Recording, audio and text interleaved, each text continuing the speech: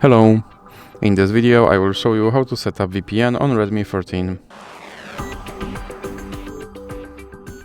So you have to start by opening your Google Play Store, then click on search bar and type in Turbo VPN and click search. Now select this application and click install.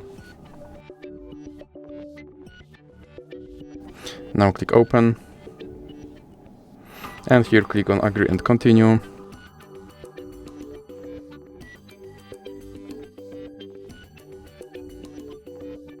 And now you can close this ad. And now click allow. And click consent. Now click on this button to start your VPN and then click OK.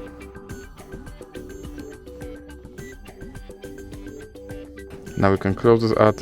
And as you can see, I'm connected to VPN in United States. So that's it for this video. If you liked it, please remember to leave a like and subscribe.